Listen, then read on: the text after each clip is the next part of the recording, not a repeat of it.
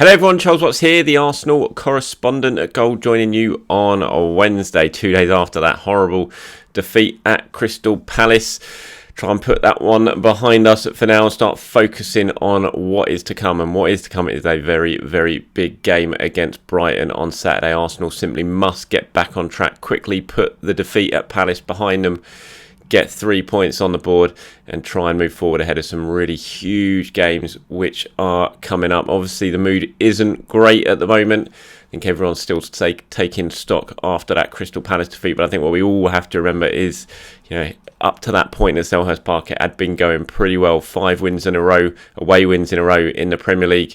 I think it's 6 and 7 in the league, including the home matches as well. And they're still in a good position. They're still, Champions League destiny is still in their own hands. So, one defeat doesn't ruin all of it. Yes, morale was a bit low after that defeat, certainly combined with the injury news as well that has come out. But, there's still an awful lot to play for between now and the end of the season. I think we all have to remember that game on Saturday is so big. I imagine the atmosphere is going to be great at the Emirates. It has been all season. I think the players need the fans more than ever going into this one. So looking forward to that game on Saturday. Still waiting for final confirmation on when Mikel Arteta's press conference will be. I was speaking to someone at Arsenal yesterday who thought it was going to be Friday. But like I said, we haven't had the actual email through yet, which we normally get. So still waiting. Sometimes it is, he likes doing it 48 hours before, which obviously would be tomorrow. But given we haven't had that email yet, I suggest it probably is going to be a Friday press conference. So keep your eyes out for that one. But I wanted to talk today, the big news, I spoke on it in yesterday's videos. I did 2. We had one in the morning talking about the defeat and the injuries. And then we had the confirmation yesterday afternoon about the extent of the injuries. Kieran Tierney out for the season. Thomas Partey still awaiting, the final sort of diagnosis on him. Tomiyasu still at least a couple of weeks away. So not very good news for Arsenal. Arsenal in their statement yesterday on the website saying that Tierney most likely is out for the season. The fact is he is out for the season. There's no doubt about it. I was speaking to someone yesterday at the club and they were saying, the kind of time schedule that they're looking for is that they're hopeful that he will be back to fully ready to return for the start of pre-season training, which is in July. So, you're looking at several months out really for Kieran Tierney at the moment. It certainly looks like he'll miss Scotland's World Cup qualifier against Ukraine, which at the moment is scheduled for June. So bad news for him, but certainly bad news for Arsenal. So what are Arsenal going to do without Kieran Tierney? What is Mikel Arteta going to do? The easy option, of course, is just play the backup left back, which is Nuno Tavares. But unfortunately, right now, that isn't quite as simple as it sounds because Tavares is struggling at the moment. He hauled off at half-time against Crystal Palace. It was hauled off against Nottingham Forest after 35 minutes. So his last 2 starts, he hasn't even made it back out for the second half. Prior to that, obviously, he had a really tough time at Liverpool, playing against Man United as well. So it's not so simple as just saying play Nuno Tavares. For me personally, that is what I would still do on Saturday against Brighton. Arsenal at home. You'd hope they can have an awful lot more of the ball. Tavares has shown in the start of the season when he first came into the team that he can be a real nuisance down the left-hand side. He can cause teams an awful lot of problems. He was keeping Tierney out the side initially because of his form. So, I'm not ready to write Nuno Tavares off at the moment by any means. I think personally for me, I would still play him there because the other options, they just aren't that appealing. And let's go through some of the options, shall we? And whatever you think, what would you do with the left back situation? Let me know which sort of option you agree with. So obviously you've got the simple option, which is play Tavares there and then keep everything else as is. But there are other options. You could play Ben White at right back, which we've seen done before, and then move Cedric over to play at left back. Again, we've seen Cedric play there before. Or technically, you could move Granit Xhaka to play as a makeshift left back. Again, we've seen that before. But the problem with that, A, I'd hate Granit Xhaka at left back anyway. But B, with Thomas Partey certainly going to be missing this weekend, and we don't know exactly how long he's going to be missing for yet. You can't move Xhaka out as well and have neither Partey or Xhaka in central midfield because that leaves you so light in that position. You're basically then relying on Sambi and Mo Elneny or something like that. You need one of those two in central midfield. So I think that rules out the option of playing Granit as a makeshift left back, which we've seen before. You could go to 3 at the back, which again we've seen before. Certainly Mikel likes doing that at the end of games when he's protecting a lead, brings Rom Holding in, goes to 3 at the back. Would he do that right now for the remainder of the season from the start? Again, I'm not so sure. Arsenal are so used to this system now to suddenly switch formation at this crucial stage of the season, and that would be a big shift to the players.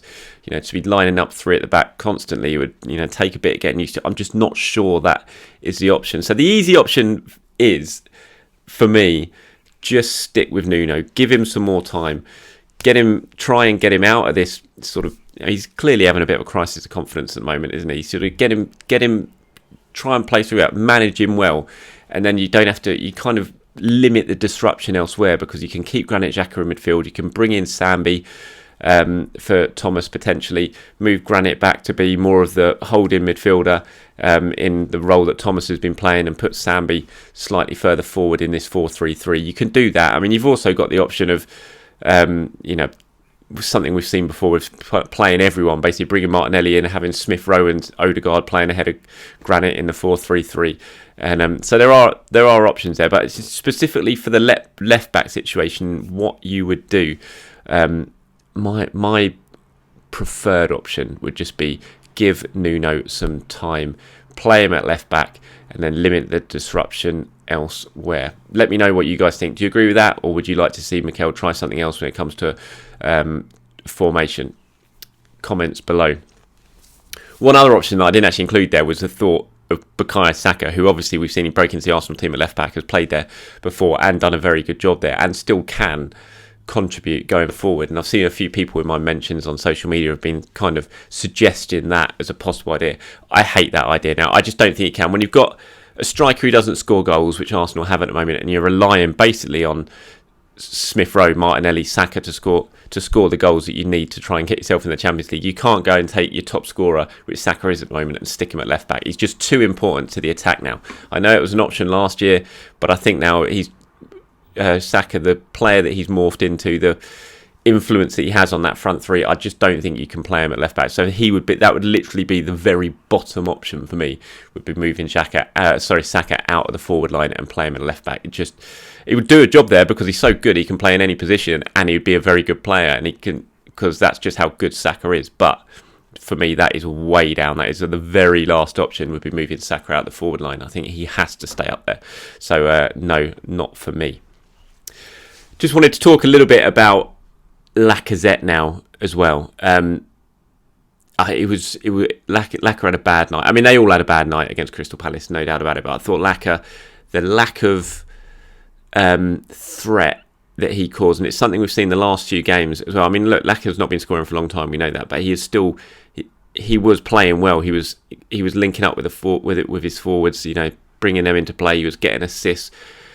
We haven't seen that for about a month now. He's really struggling, and it certainly appears anyway, for these top level defenders, very easy to play against at the moment. Like Crystal Palace's backline would not have come off that game on Monday night and thought, God, we've been given a game here. You compare Lacazette to Mateta. Mateta's not a world beater by any means, but Mateta gave Ben White and Gabriel plenty of problems in that game. He was strong. He kept running into the channels, causing problems. He scored, and it was just Ben White and Gabriel would have finished that game and thought, God, he was a handful. Down the other end, Anderson and they would have just come off without even almost breaking sweat. And for me, that is a real problem now. If Lacazzette's not contributing, certainly in terms of his link-up play and bringing others into play, then that is a real issue because he's not scoring goals. I mean, his last open play goal was that goal against Southampton, I think, in December. He scored 2 goals since then, both penalties, against Norwich and Leicester, wasn't it? And it's beginning to feel like something needs to give a little bit with that situation over this cruise. You don't want to make a massive disruption. Like I said, this kind of talking about the whole left-back situation. You don't want to disrupt everyone. But it almost feels like Lacazette needs to be given a bit of a kick up the backside almost by Arteta and said, look, you've got to start being more of a threat. And, I read again, actually, I was reading Arseblog, as I always do, in the mornings, that Andrew was talking about Lacazette, and he said, any other player or any other forward, if you haven't scored for 4 months in an open play, you can't complain if you lose your place. And yes, I know Eddie Nketiah is basically Arsenal's only option as a central striker at the moment, unless you play Gabriel Martinelli there, but, is he going to do any worse than Lacazette? I mean, I don't know. It's just the real lack of goal threat in the central positions is a big worry. It's becoming more of a big worry because, as I said, I thought Lacazette was playing really well not too long ago, and you kind of could gloss over his lack of goal scoring because he was setting up a lot of goals and creating chances for others. But certainly recently, though, his touch has been poor. He's just not been doing it in the last month or so, really. I thought it was poor at Aston Villa in that game from what I saw. I mean, I wasn't at that one, but I thought he was pretty poor from the sort of extended highlights that I saw of it.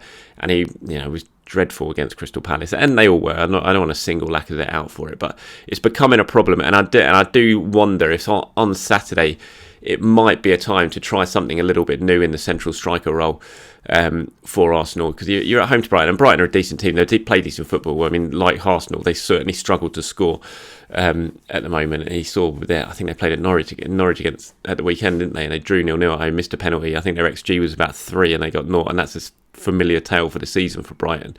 So they will cause Arsenal some problems, I imagine, and they play some pretty decent football under Graham Potter. But you'd still think Arsenal are going to see quite a bit of the ball, quite a bit of territory, and you just want a little bit of threat going forward in that central area. You don't want to totally rely on the goals coming from out wide, because if they nullify Xhaka or Martinelli or Smith Rowe, then you just got no goals coming from anywhere in the central area. So maybe it's time to either give Eddie a start, just see if he can do something more than what Lacazette do, or play Martinelli as a central striker, give him a go, and then that will allow you to play Smith Rowe as the left-hand side. Just do something. I'm just not sure if he continues in this sort of form that you can just play for the next 9 games just because his name is Alexandre Lacazette. I'm not sure you should really be starting him every single game if he's not scoring or not contributing in the final third. Everyone needs to know that they need to perform if they stay in the team, and I'm just a little bit worried now for the first time in a while, because I know Lacazette's had a lot of grief from a lot of people because of his lack of goals, but I've always been fairly content with him there just because of what else he's been bringing to the team. But certainly the last few weeks I'm beginning to get a little bit worried about his form and just how easy he's appearing to be to play against, and certainly the lack of goals is a big worry, because I think I said a while ago, I think probably with about 15 games to go, you wanted Lacazette to at least score 5 goals between then and the end of the season, and he hasn't scored since then, apart from that penalty at Leicester. And that's a worry, especially when you're going up again, pretty much head to head with a Tottenham team who've got Harry Kane and Son, who are going to score you bucket loads between now and the end of the season. And I know people are going to go, "Oh, we should have kept Aubameyang." That's not an issue for me. I don't think if Arsenal had Aubameyang against Crystal Palace, Arsenal win that game on Monday night, because we saw. Yes, I know Orba's scoring goals at Barcelona, but it wasn't happening at Arsenal. He wasn't scoring here. He was missing big chances. He wasn't contributing in games. And so I'm ignoring all the noise about Aubameyang. That's not my issue. The issue is that if Lacazette's not scoring, then you've got to give someone else another go, who is still at the club. And yet, would it be nice to have Orba here? Yes, it would. But I still feel that move had to happen in January. My issue, and I said it at the time in January, wasn't the fact Arsenal let Aubameyang go. It's what they didn't find someone just to give them another option between now and the end of the season, even if it was a loan. Just get someone, another body in the room, another striker who gives you another different option. And I think Arsenal at the moment are paying the price for not having that, because you're kind of just playing Lacazette. And so it is a worry, but we'll have to wait and see. I imagine Lacazette will start on Saturday, but for me, I would say I would look at this game at the weekend. I think if he's ever going to do something and try and try something new in the central strike area, it'd be this week on Saturday, either Eddie Nketiah or Gabriel Martinelli. Again, let me know what you guys think. Would you stick with Lacazette this weekend, or would you try someone else out as the central striker in that game against Brighton? Let me know in the comments below. Right, thank you very much for watching, everyone. Appreciate your time, as always. Like I said, still waiting for final confirmation on Mikel Arteta's press conference. Think it's probably going to be Friday, so keep your eyes out for that. Until then, have a very good day. Keep your eyes peeled on my social media feed for any breaking news as it happens. Oh, sorry, latest on Thomas Partey. I haven't spoken about Thomas Partey yet, have I? As far as I'm aware, he hasn't actually had that scan yet on his side, so they're still not sure. And that could be, the time I'm recording this is 10 o'clock on Wednesday morning.